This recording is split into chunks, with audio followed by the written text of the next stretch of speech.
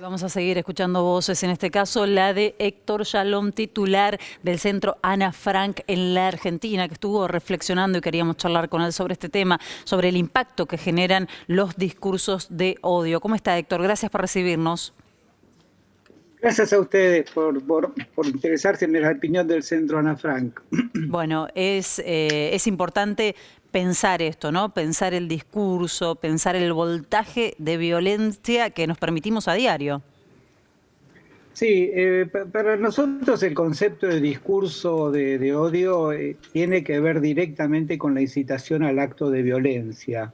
Por eso pensamos claramente que lo que sucedió ayer es nada más y nada menos que la puesta en acto de una sucesión de discursos en manos de líderes políticos, en manos de líderes de la comunicación con fuerte incidencia en la opinión pública, que han creado las condiciones de demonización. El discurso de odio es un discurso que con estigmatización, con prejuicio, construye un enemigo. Han construido en la figura de Cristina Fernández de Kirchner una persona enemiga social, y en ese sentido nos retrotraen a nosotros que investigamos tanto el nazismo, que ha sido en la política de comunicación del nazismo la construcción de un enemigo, la demonización de un enemigo, a partir de lo cual se crea una percepción social de que es responsable de todos los males. Entonces, el discurso de odio es una incitación al acto. Sí. Y lo que pasó ayer fue nada más y nada menos que el resultado de esa incitación al acto de violencia que hemos venido viviendo los últimos meses. Héctor, ¿cree que estamos en uno de los peores momentos en ese sentido del discurso del odio, al menos Perdón, en las últimas? No estoy escuchando bien. Que le preguntaba a Héctor si cree que estamos en uno de los peores momentos en cuanto a este discurso del odio, al menos en las últimas décadas, y me refiero no solo a la Argentina, ¿no? Sino vemos también cómo actúan muchos países, sobre todo por ahí la derecha y la ultraderecha, ¿no? Con este discurso de violencia y de odio tan fuerte. Sí, la ultraderecha hace del discurso de odio la manera de construir o de intentar construir capital político. Y nosotros observamos algunos de los diputados, algunos de los periodistas que mejor representan este concepto de discurso de odio, hacen del acto de violencia la manera de construir audiencia, la manera de construir capital político. Tiene que ver con la representación de los sectores más retrógrados de la derecha argentina, de las derechas del mundo, que en general no tienen otra manera de vincularse que no sea a través de la construcción de enemigos y la demonización de esos enemigos, y a su vez de la construcción de teorías conspirativas de esos enemigos. Es decir, un enemigo débil no sirve, tiene que ser un enemigo poderoso que viene por todo. En ese sentido, yo creo que estamos atravesando en el mundo un crecimiento del discurso más violento, y nosotros, insisto, que investigamos lo que ha sido los mecanismos de la propaganda, encontramos la verdad que las claves en lo que han sido los principios de Goebbels de la propaganda nazi, ¿no?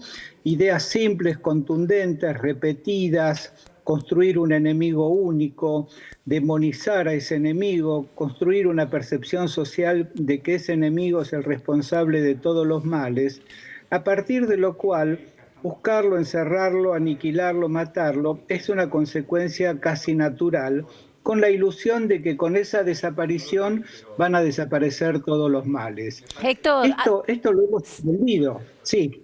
No, le quería preguntar, no, lo estoy escuchando, me parece muy interesante todo lo que está señalando, y mientras lo escuchaba estaba pensando en ese tatuaje que tiene la persona que está detenida, que muchos vinculan con la simbología neonazi. ¿Para usted implica algo esto del sol negro? Sí, a ver, es un dato del sujeto, pero me parece que hay un error de suponer Ajá. que es un loco suelto, ¿no? Es decir, el concepto de loco suelto viene a nuevamente encubrir. No es un loco suelto, en todo caso es un sujeto que puso en acto un discurso promovido por actores sociales y actores políticos. Entonces, el argumento de un loco suelto con antecedentes pro-nazis o de simpatía con el nazismo puede pasar a ser un dato encubridor. Esto es el sujeto, pero este sujeto actuó en consonancia con un clima construido. Es solamente el que puso en acto el hecho, no es un loco suelto. Está claro. Y ahí hay que ser cuidadoso de que los mismos que propician el discurso de odio salen hoy con discursos encubridores. Es decir, si es un loco suelto, si la vicepresidenta provocó. Es decir, son como algunos de los argumentos que empiezan a circular en las voces de los mismos que han creado este clima a través del discurso de odio. Y otro aspecto que para nosotros es importante, porque este es un medio masivo de comunicación, tiene que ver con la libertad de expresión y la incitación al acto de violencia. En general, los que discursan desde el odio se amparan en la libertad de expresión, que por supuesto es un baluarte de todos aquellos que defendemos la democracia. Pero acá no discutimos el derecho a la expresión, sino que hablamos de la necesidad de sancionar la incitación al acto de violencia. Y es ahí donde hay un límite muy preciso de que la incitación al acto de violencia, que además tiene un componente desmoralizador, desesperanzador, para construir un clima caótico.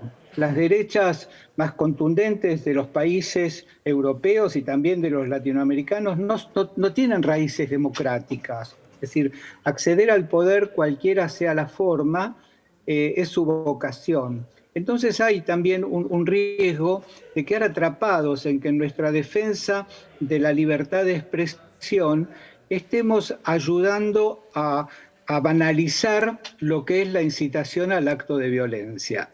Está muy claro, está muy claro. Y en ese sentido, Héctor, hablando de banalizar, ¿cómo se encuentra ese límite cuando son los propios dirigentes? En muchos casos, pensaba en el caso de Donald Trump, en una ocasión que habló de los inmigrantes, bueno, con su xenofobia tan particular, y a los pocos días hubo un ataque contra inmigrantes y, bueno, las críticas fueron muy fuertes hacia Donald Trump. Pero lo que vemos es más de estos discursos, incluso en la propia dirigencia política. ¿Cómo encontrar, digamos, ese consenso entre, bueno, que no se caiga en decir, bueno, están violentando mi libertad de expresión y no, lo que no es, ¿no? Como un discurso que parece que antes no se podía aceptar, pero que en los últimos años estamos viéndolo cada vez más.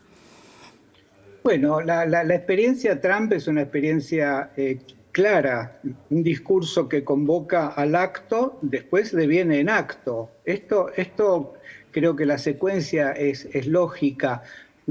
Nosotros iniciamos nuestras discusiones sobre estos temas de discurso del odio diciendo que el Holocausto lo construyó un discurso.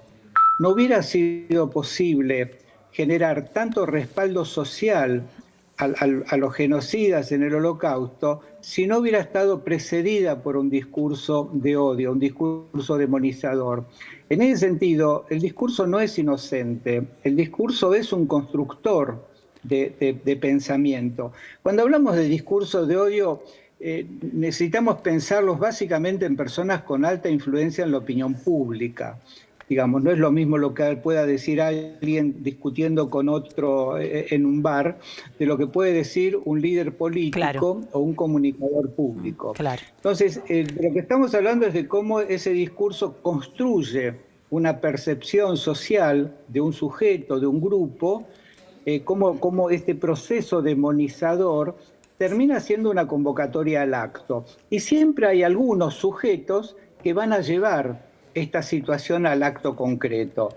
Entonces, lo que ha pasado ayer es un sujeto con sus propios antecedentes, con sus propias historias, que no hace otra cosa que producir un acto para el que fue convocado en un discurso sistemático de los últimos meses. Héctor, queremos agradecerle mucho su tiempo y por supuesto su análisis. Lo saludamos desde la televisión pública.